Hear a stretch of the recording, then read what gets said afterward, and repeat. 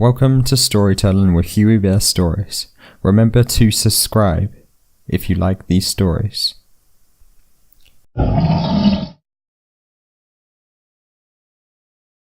Previously on The Legend of Nico. Spoilers ahead, you've been warned.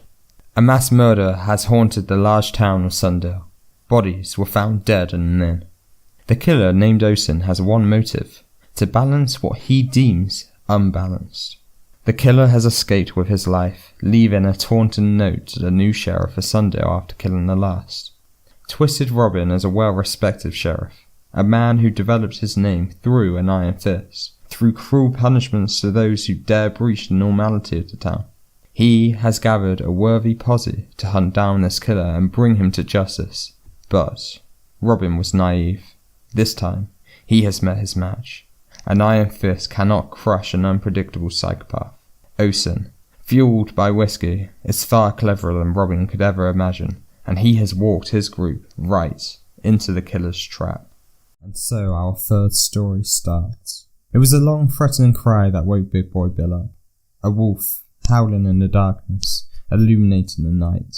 It was a chilling moment for the man who had never heard the screech from the animal before. Its voice had chilled him to the bone. His emotions froze in panic. Bill couldn't feel his hands as he pulled his knife by his sleeping spot, pointing it in the direction of the noise. When his sense of sight slowly recovered from tired eyes, he realized that only the full moon stared back at him. It gave the ground a reflective shine, which lighted up the campsite. The coals in the fire singed from the hours of fuel earlier. He could see the handle of his sawn-off shotgun in its holster, hanging from the tree he left it on.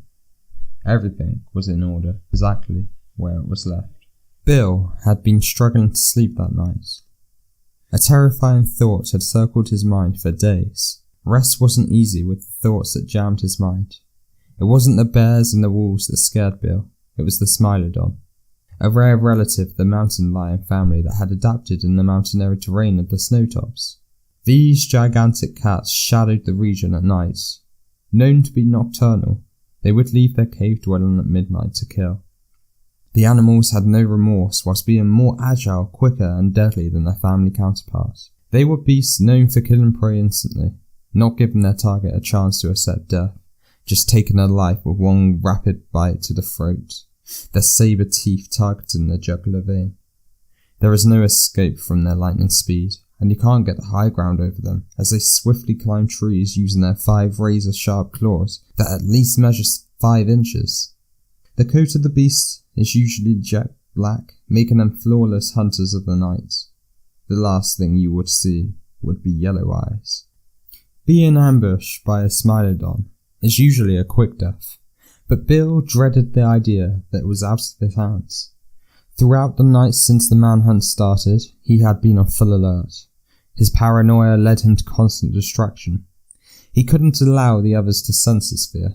It would ruin his reputation, his tough guy image that took decades to create. You see, most of Bill's life and personality was based on exaggeration. It wasn't his fault.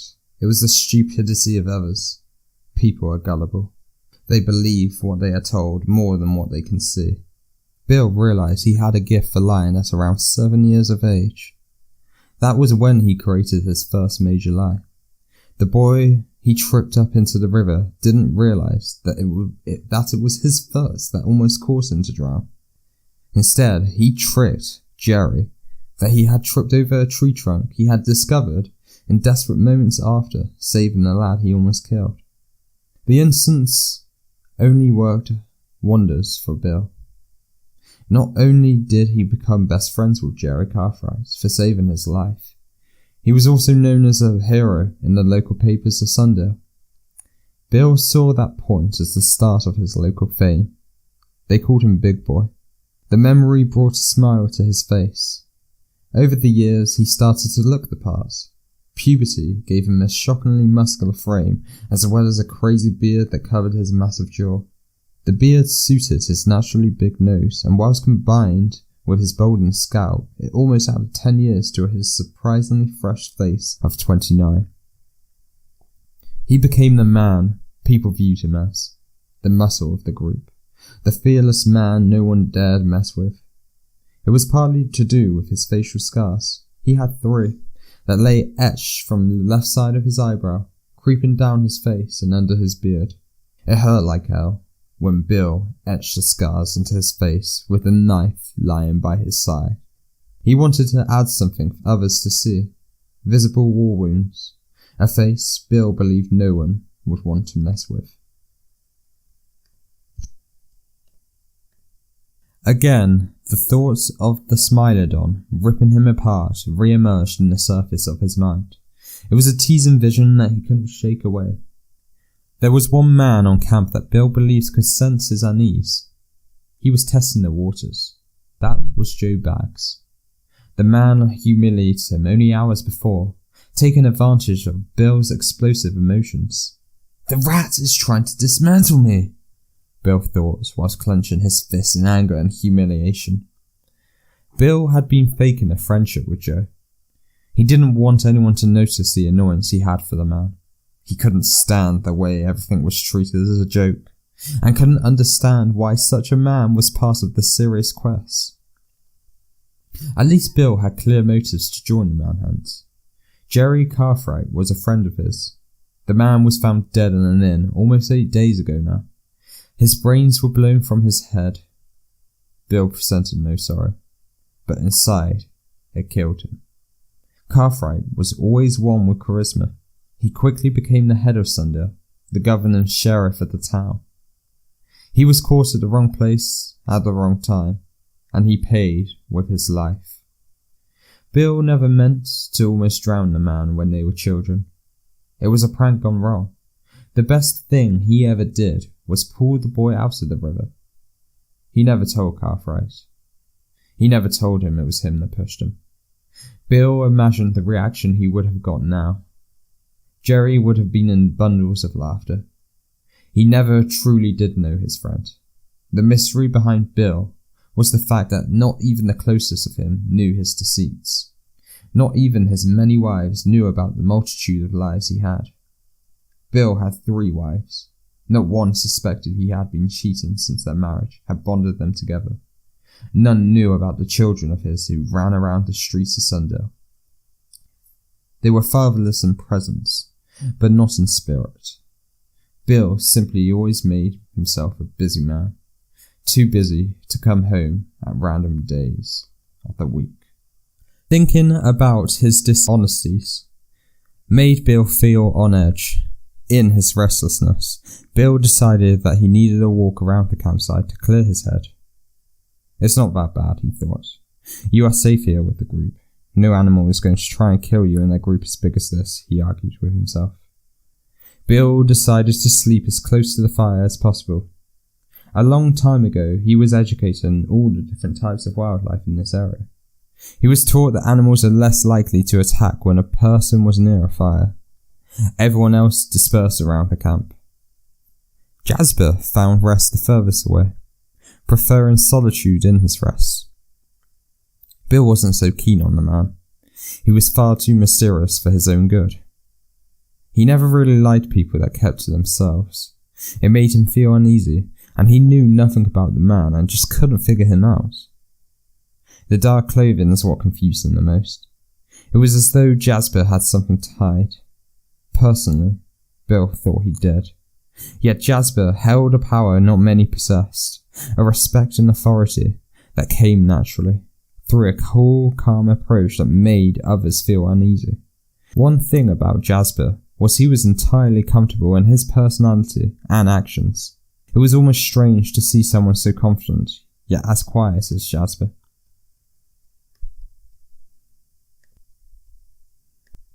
Bill had needed the toilet slightly before it got dark. Stupidly, he didn't go. He was too afraid to go alone in the darkness, and everyone ignored him after his outbursts. Holding on is what made it so hard for him to sleep. His mind couldn't switch off from the need for empty bowels. The howl from the distant wolf had frightened Bill, making him lose concentration in holding on. Now, he could no longer quench his desperation to take a release. I'm going to explode. I have no choice, he thought.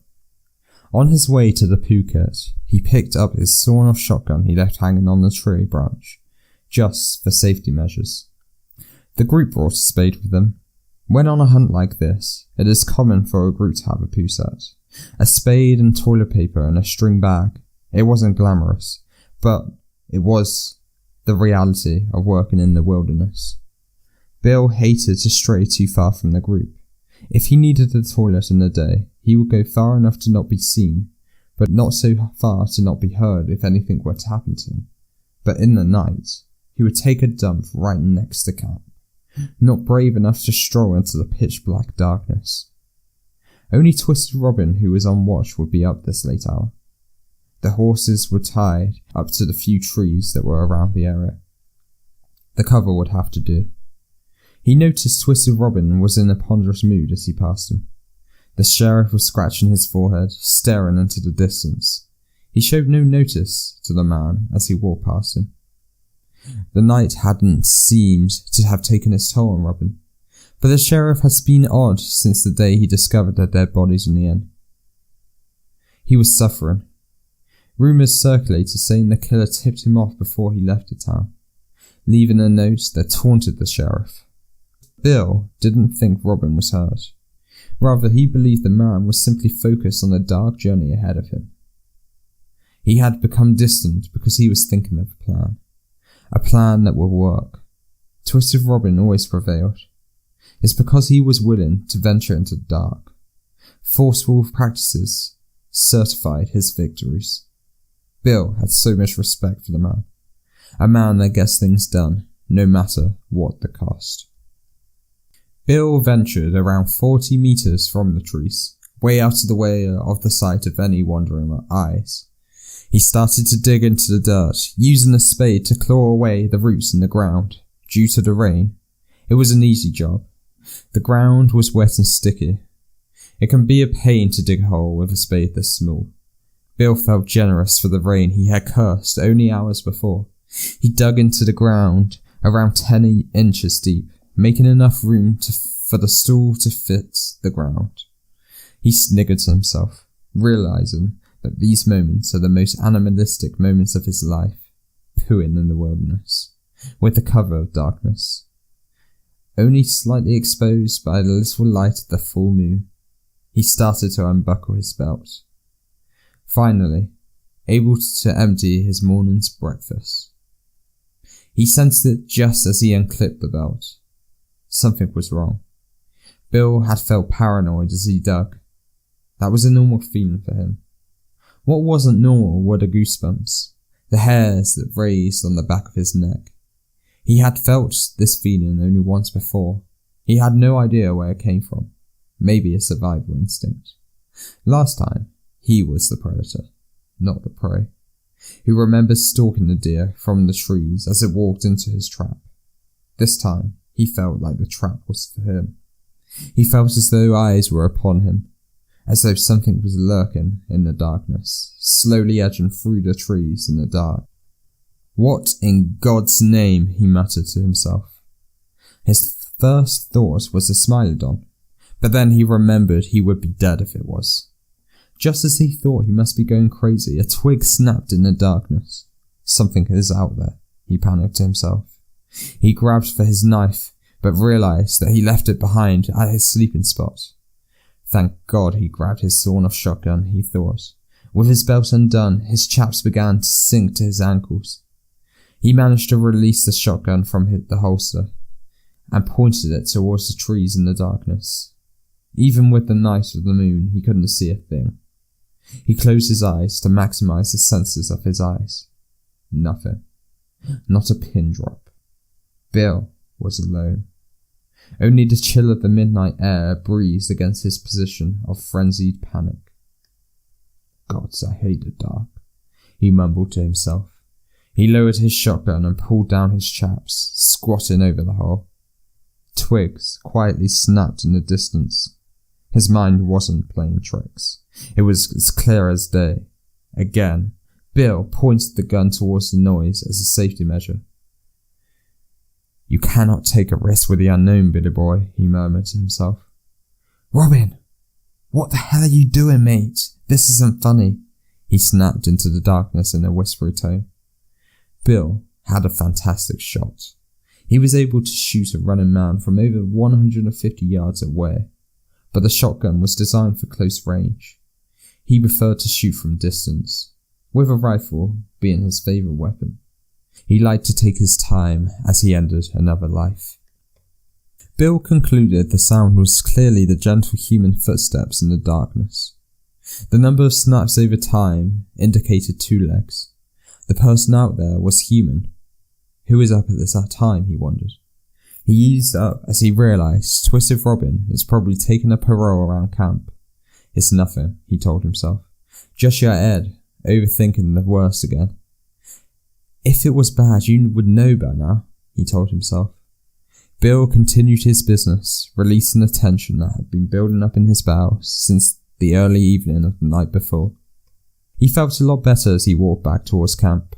Now, he knew sleep would come. He only wished he had gone to the toilet a little earlier. He saw the canteen before the body. It was his canteen, detached from his horse. The canteen he ordered Clayton to fetch him the night before. He bent down and picked it up. Oddly, the canteen was sticky to the touch. He brought the bottle to his nose. The strong, familiar scent of whiskey aroused his senses. Confusion began to sink in as Bill only carried water in the canteen. He would never take alcohol on a job. He had a love for alcohol, but understood its limitations and didn't like to dull certain senses when on an important mission like this. He turned the canteen and was shocked to find it stained with a red, sticky liquid. The liquid of blood. The body ended his confusion. A man lay crumpled in the dirt. Oddly, the body was in a mode of spasm.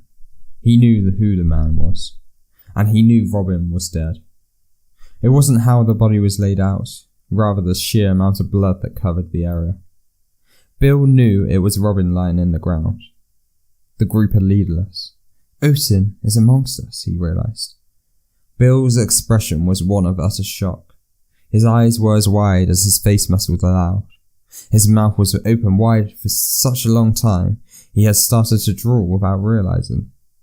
The chance of facing death was told to be high during the recruitment of the exhibition, but he did not realise it would happen so soon, especially not to the man who organised the trip and uttered those words. Bill quietly ran over to the body. It was certainly Robyn, and he was even more certainly deceased. His body was still warm to the touch, but no one would be able to survive the gash that was in his neck. Robyn's eyes remained open. His eyes suggested he didn't see his killer coming. His final facial expression was one of complete shock. Bill realised that the killer would still be nearby. He looked around the position. The area was empty. That was when he saw it. It was his knife. His knife was on the floor. The distinctive decoration of his carved-in initials reflected the glare of the midnight sky. It was covered in blood. It was covered in Robyn's blood. Bill's mouth dropped once more. He blinked in disbelief, unable to take in what he realised had happened. Someone had stitched him up. His weapon was used to kill Robyn. His canteen is at the scene. He remembered how he argued with everyone the day before. They will think this is me, he realised. "Bill, what are you doing here?" It was Clayton's voice. The boy had naturally woken up to relieve Robyn of the duty of the watch. He paused as he saw the dead body. Bill didn't know what to say, but couldn't say a word as the boy sprinted from the position to wake the others. Slowly, Bill edged backwards. He was considering his options. He could only think of 2. He could stay here. He could explain how he encountered the body. He could show the spot he took a dump. They would think it was him. Surely they would sense his genuine nature. Or he could leave the group, try to get back to Sundale alone, gather a load of personal belongings and get as far away from the town as possible. He would live a fugitive, become wanted, but he would be free and away from false judgments. It was the realisation that made his choice. The realisation that someone in the group must have done this. Someone is a traitor. Maybe it's more than one, he thought. He can't trust anyone. Whilst in his thoughts, Bill backed up into a hard surface behind him. He almost jumped a mile when the object moved from his touch. He turned in fright, but only looked back at Robyn's horse. Ace was the fastest of all the horses, the best trained with the greatest stamina. Bill realised what he had to do. He wasted no time in doing it. "Where are you going, Billy boy?" Joe sniggered from the darkness he came out of. "Don't tell me you're going to take another poop out there now." He laughed hysterically. A smile gleamed from cheek to cheek. Bill struggled to respond in his disbelief. In his realization, he mumbled one word to let the man know. "You!" More was said than the one word emitted. Shock and anger sizzled in his tone. Bill could hear the others. "They are coming to arrest me." Using the reins around Ace, Bill raced into the night.